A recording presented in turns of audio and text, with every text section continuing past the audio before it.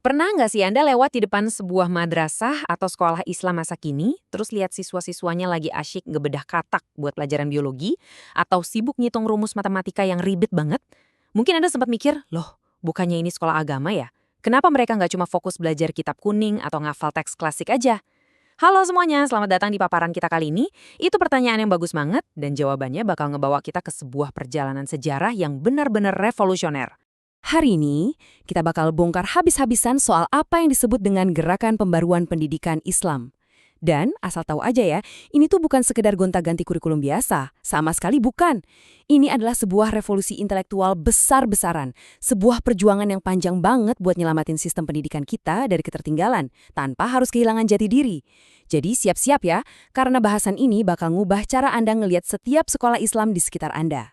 Oke, ini rute perjalanan kita hari ini. Mulai dari ngelihat era kemunduran, ngebahas apa itu makna tajdid, ngulik apa pendorong utamanya, kenalan sama tokoh pelopornya, ngelihat proses transformasinya, sampai menelusuri warisan modernnya di masa kini.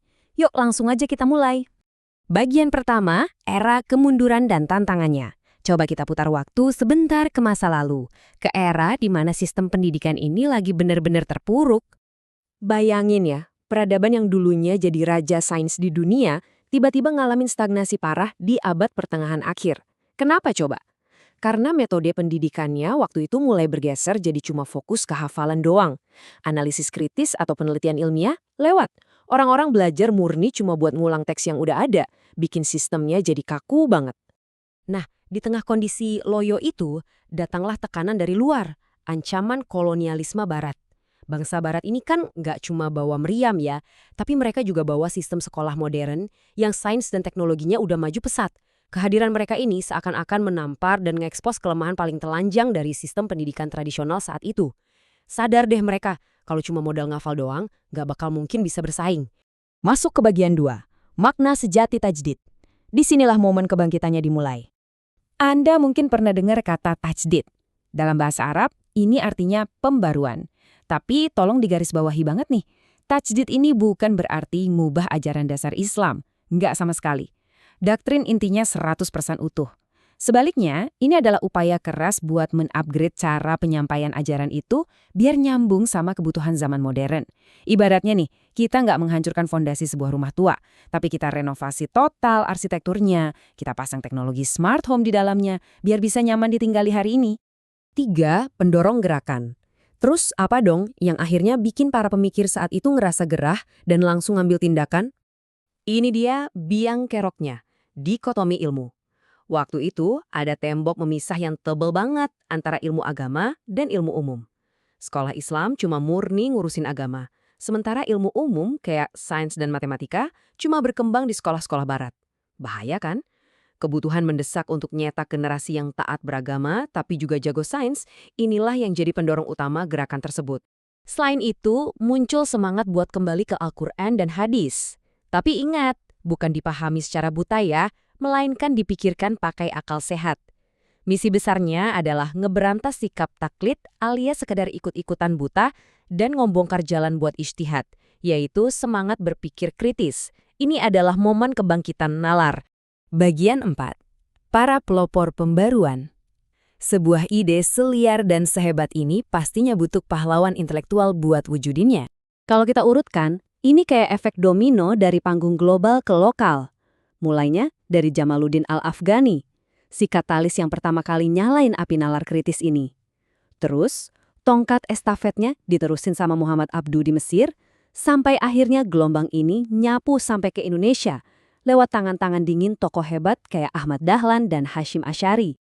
Coba kita zoom in sedikit ke strategi lokal mereka. Ahmad Dahlan mengambil langkah yang super berani dengan mendirikan Muhammadiyah. Apa yang beliau lakuin benar-benar out of the box waktu itu. Beliau ngebangun sekolah modern yang tanpa ragu langsung ngegabungin pelajaran agama dan pelajaran umum di satu tempat. Ini benar-benar game changer yang langsung ngedobrak tembok pemisah ilmu tadi. Di sisi lain, kita punya Kiai Hashim Asy'ari dengan Nahdlatul Ulama. Pendekatannya beda nih, tapi sama jeniusnya. Beliau memodernisasi pendidikan dari dalam sistem pesantren itu sendiri. Beliau masukin elemen-elemen modern dengan super hati-hati sambil tetap ngerawat akar tradisi keislaman yang udah kokoh. Dua tokoh besar dengan dua gaya yang beda, tapi sama-sama berjalan menuju satu visi besar yang luar biasa. 5. Transformasi kurikulum dan metode. Gimana sih wujud asli dari perubahan ini di lapangan? Kalau kita bandingin, perubahannya tuh kerasa drastis banget. Dari yang awalnya belajar murni ngandelin hafalan, disulap jadi ruang-ruang diskusi dan riset. Kurikulum yang tadinya 100% cuma agama, mulai diinjeksi sama matematika, sains, dan teknologi. Nggak cuma itu, urusan tata kelola sekolahnya juga dirombak total.